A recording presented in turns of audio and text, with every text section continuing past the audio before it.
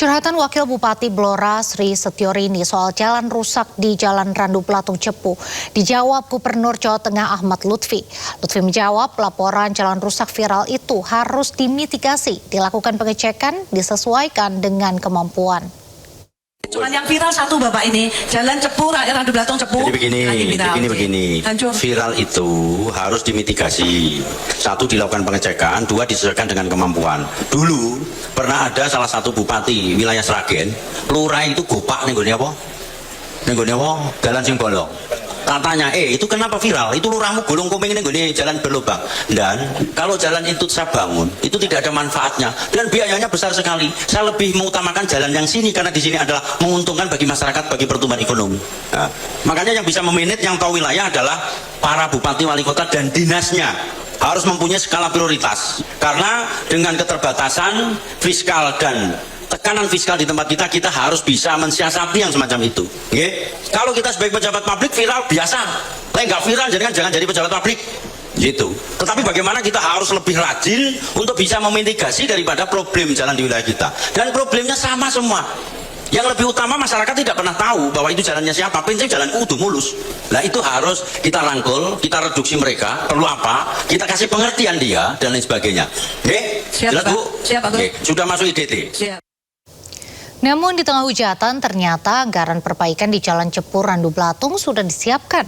Kepala Dinas PUPR Jateng Hengkar Pudi Angkoro menjelaskan justru jalan yang disoroti sudah masuk dalam program penanganan.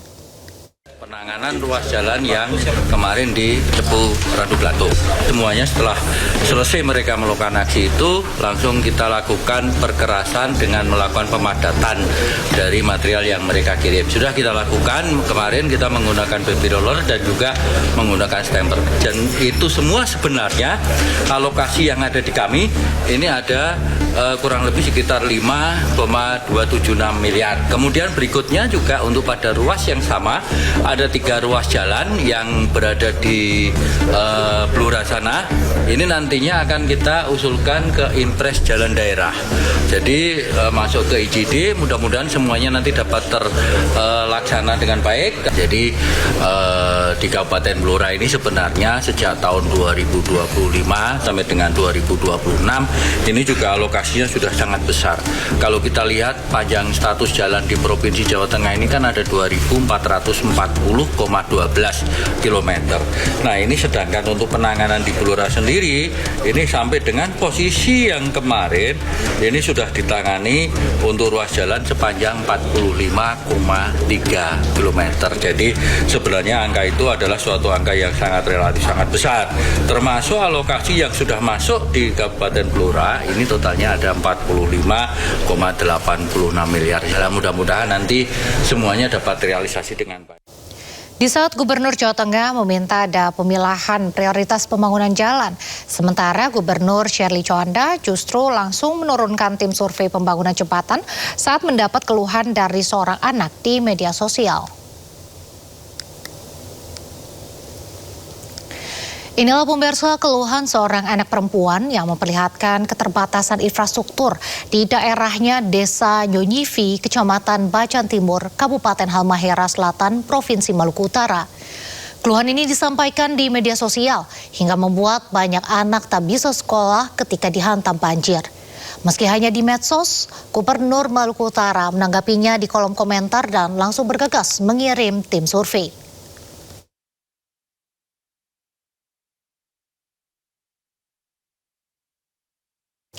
Beda Lutfi, beda Shirley, beda lagi KDM. Seorang wanita mengeluh jalanan rusak di daerah Cianjur. Keluhan ini juga ditanggapi Gubernur Jawa Barat Teddy Mulyadi.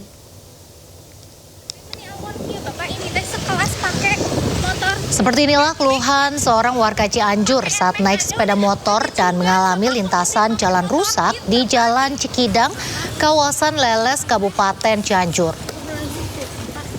Dalam unggahannya, wanita ini menunjukkan jalan tak rata, rusak, dan beberapa telah berlubang.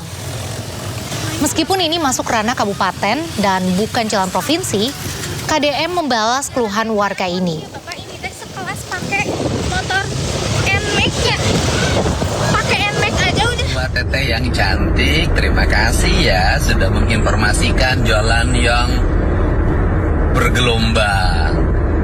Dan saya sudah sampaikan ke Bupati Cianjur dan sudah menjawab tahun ini sudah teralokasikan di 2 ruas 1,8 miliar untuk dilakukan perbaikan sehingga jalannya tidak ajlug-ajlugan.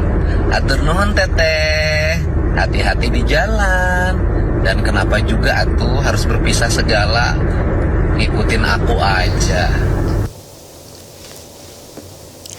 Sementara itu pemirsa, warga lain membagikan kondisi jalan desanya. Jalan yang mulus dan tak ada yang rusak ini berada di Desa Dermaga Kecamatan Cisalak, Kabupaten Subang, Jawa Barat. Meskipun hanya jalan kecil, namun pemerintah Provinsi Jawa Barat bersama jajarannya tidak memilih-milih lokasi mana yang harus diperbaiki terlebih dahulu.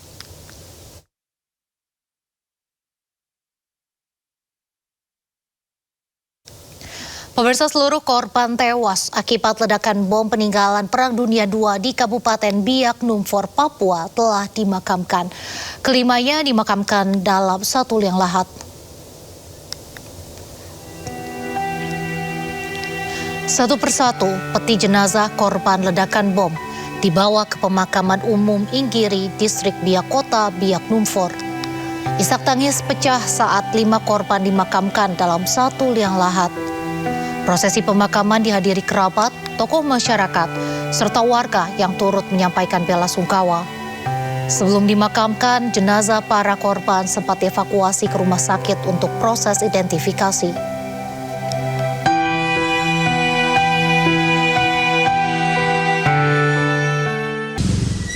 Informasi berikutnya, pemirsa, warga Blora mengungkapkan kekecewaannya terhadap Gubernur Jawa Tengah Ahmad Lutfi yang diduga menganggap pembangunan jalan di Randu Blatung Blora tidak terlalu penting.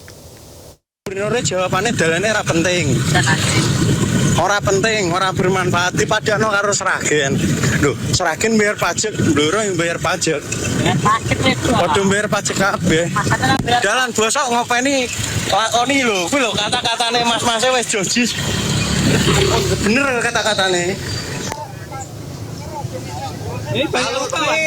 Warga Randu Blatung, Kabupaten Blora, Jawa Tengah menanam pohon pisang di Jalan Provinsi ruas Randu Blatung Cepu. Aksi ini sebagai bentuk protes atas pernyataan Gubernur Jawa Tengah. Warga protes saat Gubernur Lutfi menjawab pertanyaan jalan rusak dari Wakil Bupati Blora Sri Setiorini. Gubernur Lutfi menjawab pemerintah kabupaten harus bisa memprioritaskan perbaikan jalan yang memberikan efek langsung kepada masyarakat. Lutfi membandingkan dengan sikap Bupati Sragen yang memprioritaskan perbaikan jalan rusak yang menguntungkan masyarakat secara ekonomi. Ini